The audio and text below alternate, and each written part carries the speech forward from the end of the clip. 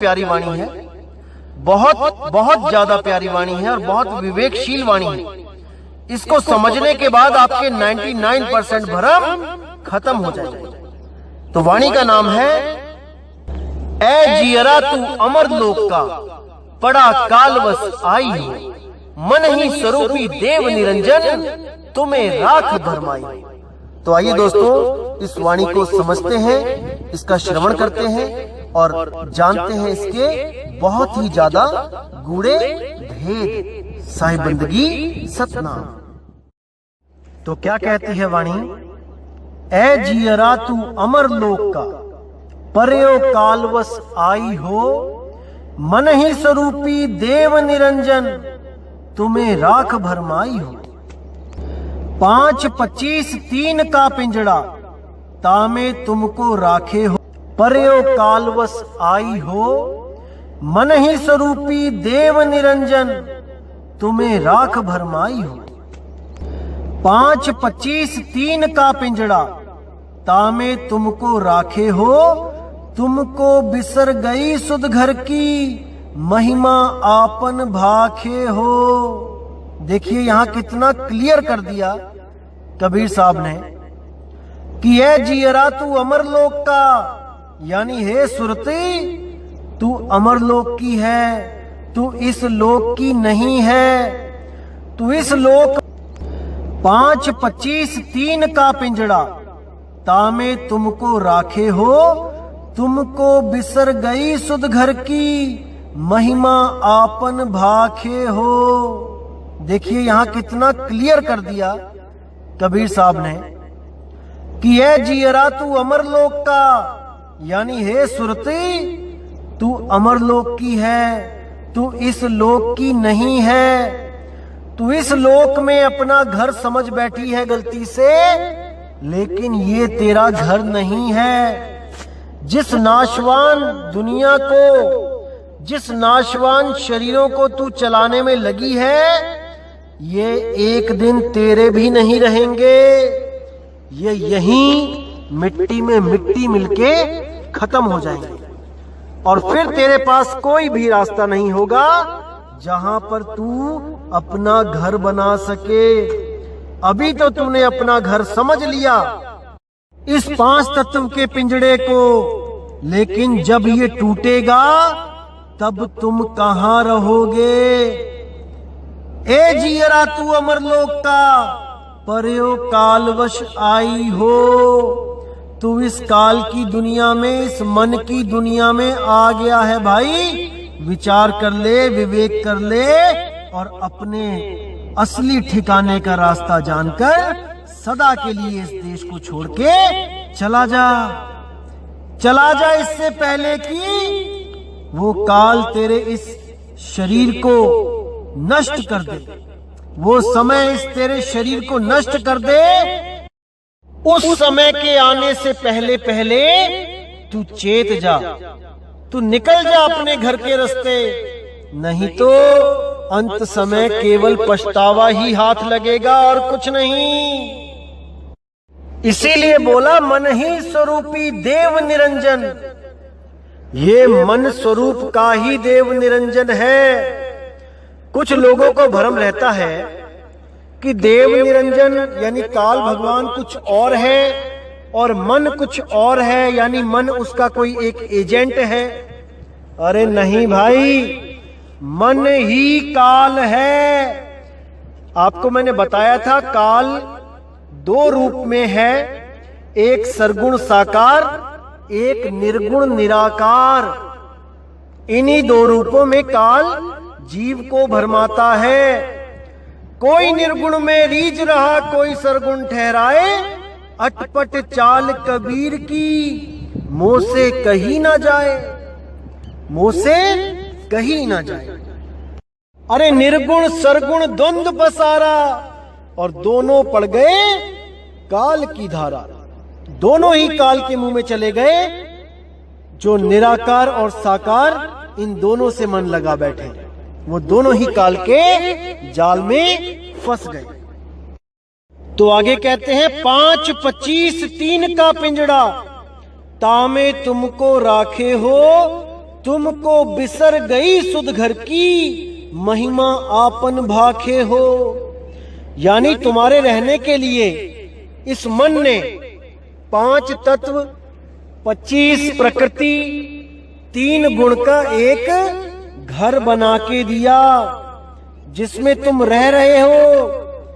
लेकिन उस घर को ऐसा बनाया जैसे एक पुरुष हो, एक आदमी, एक औरत हो, एक कुत्ता, एक बिल्ली, एक बकरा हो, ऐसा बनाया। वैसा नहीं बनाया जैसा हम बनाते हैं घर, चौकोर सा और एक लेंटर डाल देते हैं, वो तो समझ में आ ही जाता है कि घर है। लेकिन इस मन ने वो तुम्हारा घर कैसा बनाया है, बहुत बहुत बहुत सोच समझ के, बहुत भरमाने वाला घर, जिसकी 2 आंखें भी हैं, जिसके 2 हाथ भी हैं, जिसके 2 पैर भी हैं, वो चलता भी है, वो घर चलता भी है। इसीलिए हम नहीं समझ पाते कि हम घर हैं या घर में रहने वाली सुरती हैं। इसीलिए हम भ्रम में पड़ जाते हैं, क्योंकि ये घर चलता फिरता दिया है हमें। ये खाने पीने वाला घर है, खाता भी है, पीता भी है। ये घर नहाता भी है।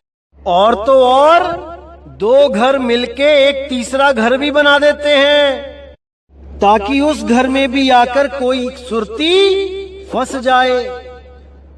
इस घर में आकर वो भी अपने आप को घर समझने लगे, अपने आप को शरीर समझने लगे। ये ऐसा भ्रम जाल है मेरे भाई, जिसमें से बड़े बड़े देवी देवता नहीं निकल पाए। वो भी नहीं जान पाए कि उनका स्वरूप क्या है, कि वो शरीर नहीं है, वो ये आंखें, कान, नाक, हाथ, दांत नहीं है। वो भी नहीं जान पाए। वो भी अपने आप को सुंदर समझने लगे, मैं बहुत सुंदर हूं, मैं बहुत ही ज्यादा बलवान हूं। सबके सब इसी शरीरों के चक्कर में उलझ गए। शरीरों से आगे कोई सोच ही नहीं पाया। शरीरों की ही पूजा करी, शरीरों को ही आस लगाई, और शरीरों की आस में ही बंधे दोबारा फिर इस गर्भजून में आ गए। और अपने भक्तों को भी शरीरों की ही पूजा करवा दी। सबसे बड़ा जाल इसी 5 तत्व 25 प्रकृति का है भाई, इसी शरीर का है। और अगर कोई शरीरों को समझ भी गया तो वापस उसको श्वासों के सिमरण में लगा दिया। अरे श्वास भी तो तत्व है भाई, श्वास भी एक तत्व है। लेकिन जो सुरती के द्वारा ये सांस चल रही है, उस सुरती को कोई नहीं जान पाया। कैसे इस श्वासों से उसको अलग किया जाए, इस विधि को कोई नहीं जान पाया। इसीलिए वो श्वासों के सिमरण में ही लग गए। जिस श्वासों से खुद को अलग करना था, सारी सुरती श्वासों में ही लगा दी, श्वासों में ही ध्यान लगा दिया। अरे अलग कहाँ हुए? अलग करने वाला गुरु तो शुरू से ही अलग कर देता है। जब वो नाम देता है तभी अलग कर देता है, तभी आपको भेद बता देता है कि श्वासों में भी ध्यान मत रखना, वरना अलग नहीं हो पाओगे भाई। इसीलिए ये श्वासों का जाप करने वाले हमारी खिलाफत करते हैं, क्योंकि इनका जाल टूट चुका है। ये अब और भ्रमित नहीं कर सकते जीवों को, क्योंकि सत्य ज्ञान का उदय हो चुका है मेरे भाई, हो चुका है। और सत्य किसी श्वासों का गुलाम नहीं है। सत्य अपने आप में पूर्ण है, वो श्वासों के द्वारा नहीं पकड़ा जा सकता भाई। श्वास तो स्वयं असत्य है, गिनके मिली है। कुछ श्वासों का तो खेल है भाई। श्वास नाशवान है, श्वास में ध्यान लगाओगे तो मुक्ति नहीं मिलेगी, क्योंकि जो स्वयं नाशवान है वो तुम्हें अविनाशी कैसे करेगा। इसीलिए ध्यान केवल और केवल आत्म तत्व में लगाओ जो अविनाशी है। जैसे ही आत्म तत्व तक पहुंचोगे तुम्हें परमात्मा का साक्षात्कार होगा। जब तक ना चीनोगे आत्म, तब तक ना मिली है परमात्मा।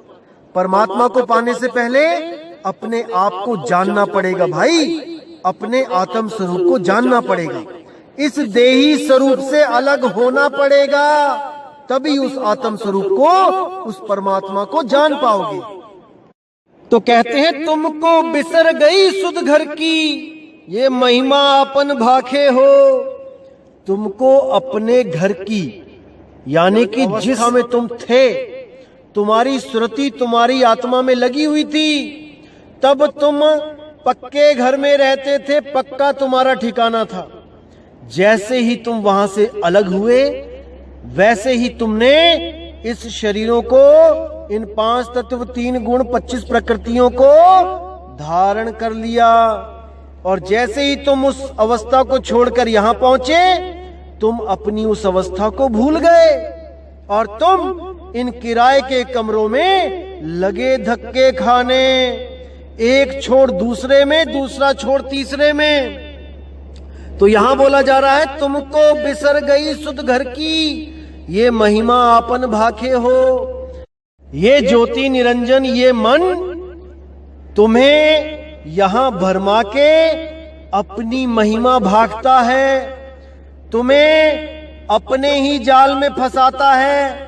अलग अलग अवतार धारण करके, अलग अलग गुरुओं का शरीर धारण करके तुम्हें शरीरों का ही ज्ञान देता है, तुम्हें गुरु रूप में फंसाता है और सब जीवों को इस आस में लगवा देता है कि अंत समय में तुम्हारा गुरु ही तुम्हें लेने आएगा, तुम्हारे गुरु का रूप धारण करके ही परमात्मा आएगा। याद रखो मेरे भाइयों, परमात्मा देही गुरु नहीं है। परमात्मा कभी देह में नहीं आता लेने, हाँ वो ज्ञान समझाने जरूर देह में आता है, और देह में आकर वो विदेही का ज्ञान समझाता है, ना कि देही से आस लगवाता है। अरे 5, 25, 3 है पिंजड़ा, ये देही पिंजड़ा है भाई। अगर इस पिंजड़े की आस में रहोगे तो अंत समय में पिंजड़ा ही नसीब होगा। इसीलिए बोला गया है विदेह। विदेह यानी जिसकी कोई देह नहीं है, जो केवल और केवल शब्द धुन है, जो अखंड शब्द नाद है, जिसका कभी नाश नहीं होता, वही शब्द गुरु है, वही हमारा निज स्वरूप है।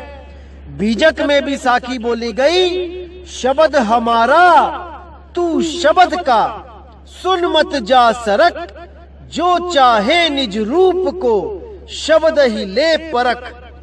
यानी शब्द हमारा, यानी कि मेरा रूप शब्द है, शब्द हमारा तू शब्द का, तेरा भी रूप शब्द ही है। सुन मत जा सरक, इन बातों को सुन के सरक मत जाना। अगर समझ नहीं आती तो इसको बैठ के और समझने की कोशिश करो। सरकने की जरूरत नहीं है, यानी कि सत्संग छोड़कर जाने की जरूरत नहीं है क्योंकि समझ नहीं आ रहा है। कोई बात नहीं, लगे रहो। सुन मत जा सरक, जो चाहे निज रूप को तो शब्द ही ले परख। अगर अपने निज स्वरूप को जानना चाहते हो, इस देह स्वरूप से अलग अपने शब्द रूप को जानना चाहते हो, तो इस सत्संग में बताए गए उस सार शब्द की महिमा को अच्छी तरह समझ जाओ, उसको विचार कर लो, विवेक कर लो, तलवारें तिखी कर लो, अज्ञान को काटते जाओ और ज्ञान को अपनाते जाओ, विवेकी होते जाओ। तभी ये ज्ञान समझ में आएगा, तभी उस शब्द की महिमा समझ में आएगी मेरे भाई। जो शब्द हम सब का गुरु है, हम सब का निज रूप है। अरे हम हैं शब्द, शब्द हम माही, और शब्द से भिन्न और कछु नहीं। उसके अलावा और कुछ नहीं है जहां पे हमने सुरत लगानी है। कोई घी के दिए नहीं जलाने, कोई अगरबत्तियां, धूप अगरबत्ती नहीं घुमानी किसी फोटो के आगे गुरुजी के। ऐसा कोई काम नहीं करना जहां पे हमारी सुरत फंस जाए। केवल और केवल निज रूप में सुरती को संभालना है भाई, आठों पहर, तब बात बनेगी। अगर नहीं कर पाते हो तो कोई बात नहीं, लगे रहो, धीरे धीरे रे मना धीरे सब कुछ होए, माली सींचे 100 घड़ा ऋतु आए फल होए। अरे शुरुआत तो करो, धीरे धीरे होता जाएगा अपने आप, एकदम नहीं छूटेगा सब कुछ, धीरे धीरे होगा। लेकिन शुरुआत करोगे भाई तभी होगा, बातों से नहीं होगा। अब कहते हैं निराकार निर्गुण है माया, तुमको नाच नचावे हो, चरम दृष्टि का कुल्फा देके 84 भरमावे हो। 4 वेद जाकी है श्वासा, ब्रह्मा स्तुति गाई हो, सो कति ब्रह्मा जगत भुलाई, ते ही मार्ग सब जाई हो। अब कितना साफ कर दिया यहाँ पे कि निराकार निर्गुण है माया, कि जो भी गुरु आपको निराकार परमात्मा से, निर्गुण परमात्मा से जोड़ता है, वो आपको माया से ही जोड़ रहा है। जो भी ये कह रहा है कि परमात्मा साकार नहीं निराकार है, वो असल में माया द्वारा भ्रमित कर दिया गया है। वो खुद भी नहीं जान पा रहा है, आपको भी गलत दिशा में लेके जा रहा है। इसीलिए बोला गया है निर्गुण सरगुण दोनों से न्यारा, जानेगा कोई जाननहारा। तो यहां पे साफ क्लियर कर दिया कि निराकार निर्गुण है माया, तुमको नाच नचावे हो। यही जो 2 हाथों के बीच में जो निराकार तत्व दिखाई देता है, यही निराकार माया है, यही काल है, यही आकाश रूप है जो सब ब्रह्मांड में व्याप्त है। इसी के द्वारा बाकी तत्व पैदा होते हैं और इसी में लय हो जाते हैं। यही है वो ज्योति निरंजन का स्वरूप, विराट स्वरूप। इसी से बचना है भाई, तभी बात बनेगी। आगे कहते हैं चरम दृष्टि का कुल्फा देके 84 भरमावे हो। हमारा जो प्रेम है, जो ध्यान है, इस चमड़ी से ही करवा दिया गया है। सारा प्यार हमने इस चमड़ी से ही कर लिया है और इसी चमड़ी की वजह से हम बार बार 84 में भटकते हैं। हम अपने भाई बहन को चमड़ा समझ रहे हैं, अपने माँ बाप को चमड़ा समझते हैं, अपनी बीवी को चमड़ा समझते हैं। चमड़ा देख के ही पहचानते हैं कि ये मेरा पिता है, ये मेरी माता है, जबकि ये सब एक घर है। इन घरों में रहने वाला जीव अविनाशी है। वो सूरत अविनाशी है, उसको केवल उसके ठिकाने का नहीं पता लग रहा, इसलिए इन घरों में भरमती फिर रही है, इन घरों को चलाती फिर रही है। और हम नहीं समझ पा रहे हैं कि ये हमारे माँ बाप, हमारे भाई बहन, हमारी बीवी है, कि ये उस जीव के रहने के लिए बनाया हुआ एक 5 तत्व का घर है। हम इसी को नहीं समझ पा रहे हैं। जिस दिन हम इस बात को समझ गए कि ये शरीर एक घर है, मेरे माता पिता, मेरे भाई बहन, मेरे यार दोस्त, तो इस शरीर में रहने वाले एक जीव हैं, ये शरीर नहीं है, उस दिन हमारा 90% मोह दूर हो जाएगा।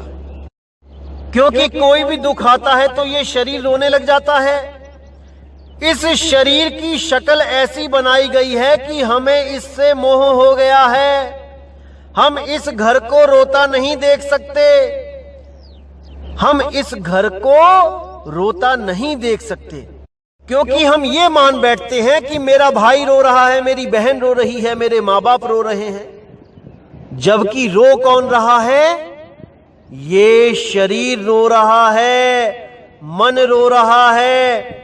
अरे वो सुरती तो रोने हंसने से न्यारी है, उसको कोई दुख नहीं होता, उसको तो दुख करवाया जा रहा है, उसको भ्रम में डाला जा रहा है। क्योंकि ये रोने धोने का नाटक ये मन कर रहा है, ये जीने मरने का नाटक ये मन कर रहा है। सुरती तो जीने मरने से भी न्यारी है, वो अजर अमर अविनाशी है, बस अपने घर का रास्ता भूल गई है। आगे कहते हैं 4 वेद जाकी है श्वासा, ब्रह्मा स्तुति गाई हो, सो कति ब्रह्मा जगत भुलाई, तेही मार्ग सब जाई हो। जितने भी ये वेद हैं, चारों वेद, ये उस काल निरंजन मन की श्वासा है, उसकी श्वासों से प्रकट हुए हैं वेद। ब्रह्मा स्तुति गाए हो, और ब्रह्मा ने उस वेदों की इतनी स्तुति गाई, इतनी महिमा गाई कि सारी दुनिया उसी वेदों के चक्कर में उलझ गई। सो कति ब्रह्मा जगत भुलाई, तेही मार्ग सब जाई हो। ब्रह्मा जी के द्वारा जब वेदों का टीका किया गया, उसकी महिमा सुनाई गई, तो सब के सब ऋषि मुनि उसी ब्रह्मा जी के पीछे लग के वेदों का गुणगान गाते हुए वेदों के द्वारा बताई गई साधना करने लगे, और सब के सब उस ओंकार को मानकर भ्रमित हो गए, अपने निज स्वरूप को ना जान पाए और उस पंचअक्षरी मंत्र को सत्य मानकर उसकी साधना में लीन रहे। तो साहिब कहते ओंकार है वेद का मूला, ओमकार में सग जग भूला, ओमकार जो वेद बखाने, सोई काल कोई मरम ना जाने। वो कोई नहीं जान पाया कि ये ओमकार ही काल है, और इसी काल से बचाने के लिए कबीर साहब जी ने 5वां वेद प्रकट किया, जिसको स्वसम वेद कहते हैं। स्वसम वेद का मतलब है कबीर वाणी, ना कि कोई अपने अलग से ग्रंथ बना के बैठ जाए, कबीर वाणी में से दोहे निकाल निकाल कर मनमुखी अर्थ करके बना के बैठ जाएं कि ये भी स्वसम वेद है। अरे नहीं भाई, कबीर वाणी ही स्वसम वेद है और कोई ग्रंथ नहीं, जिसको सूक्ष्म वेद भी कहा गया है और सूक्ष्म भेद भी बोला गया है। इसीलिए कबीर साहब ने बोला कि कोई भी गुरु जो वेद पुराणों के द्वारा आपको साधना बता रहा है, उस गुरु को तत्काल त्याग देना चाहिए, क्योंकि वो कहीं ना कहीं ले जाके आपको उन्हीं मंत्रों का जाप करवा देगा जो वेदों और पुराणों में है। वो उस सार शब्द का भेद नहीं जान सकता जो केवल और केवल मेरे द्वारा ही बताया जाता है, ना कि किसी ग्रंथ में, किन्हीं किताबों में वो लिखा हुआ है। ऐसा कहीं नहीं हो सकता, क्योंकि वो लिखने बोलने में आता ही नहीं है। वो अकह नाम है, वो नी अक्षर नाम है, वो 52 से परे नाम है। तो आगे साहिब कहते हैं, जोग जाप नेम व्रत पूजा, बहु पर पंच अपारा हो, जैसे बदिक ओट टाटी के, दे विश्वास आहारा हो। सतगुरु पीव जीव के रक्षक, तासे करो मिलाना हो, जिनके मिले परम सुख उपजे, पावो पद निर्वाणा हो। तो यहाँ पे बिल्कुल साफ क्लियर कर दिया साहिब ने कि जोग जाप, जितने भी ये जोग हैं, जितने भी ये जाप हैं, करोड़ों अरबों जाप हैं, ये सब नेम व्रत पूजा, ये परपंच है। इस प्रपंच में नहीं फंसना। कोई गुरु आपको जाप देता है, नहीं जपना।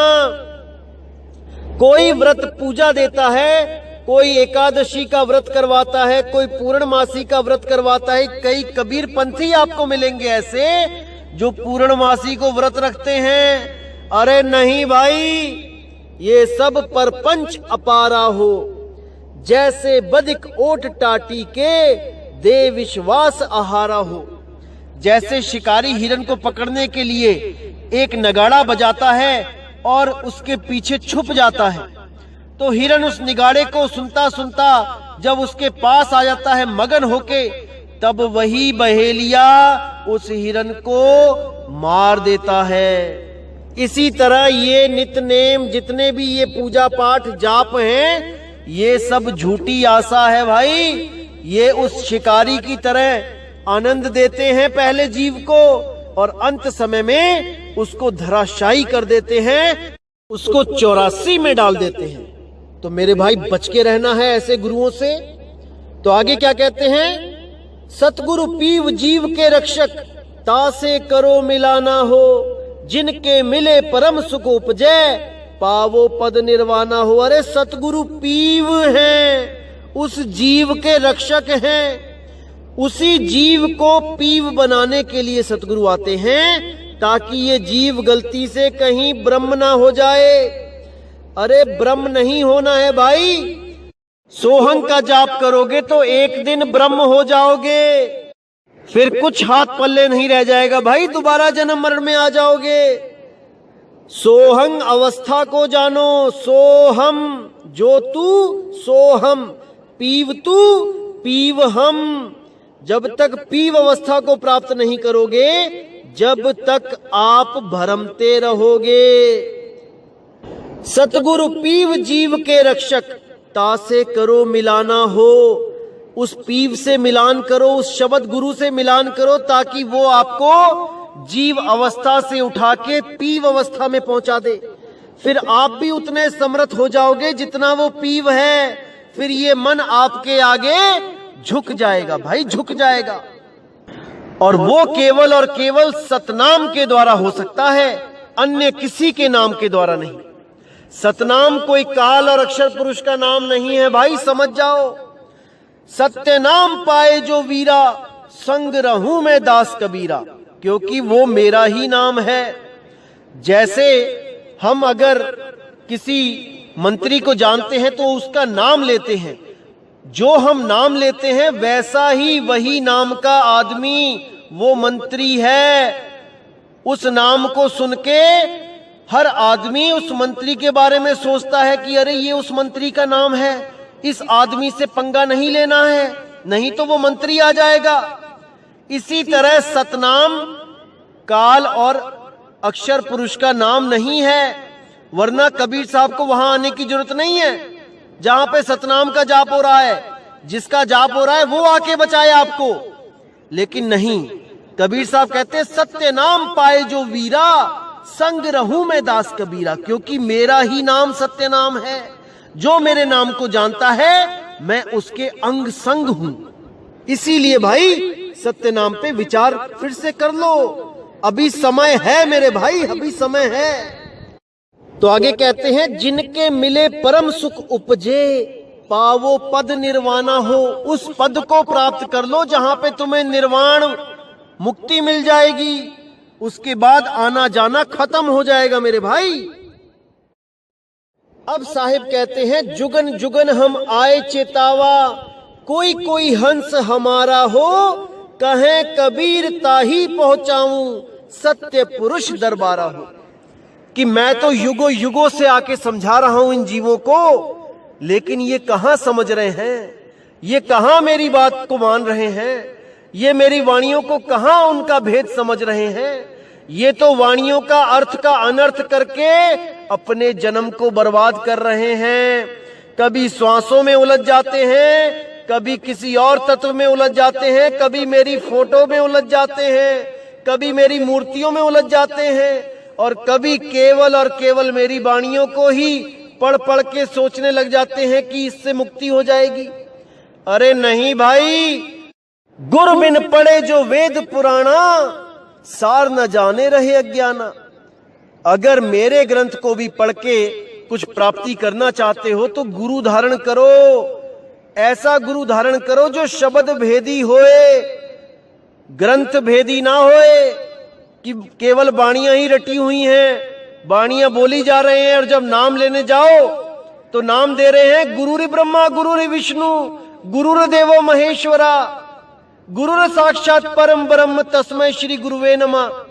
कुछ कबीर पंथी तो ऐसे हैं जो यही नाम रटवाई जा रहे हैं, 1500, 2,000, 2500 रुपए में नाम दे रहे हैं। ये बच के रहना है मेरे भाइयों, बच के रहना है।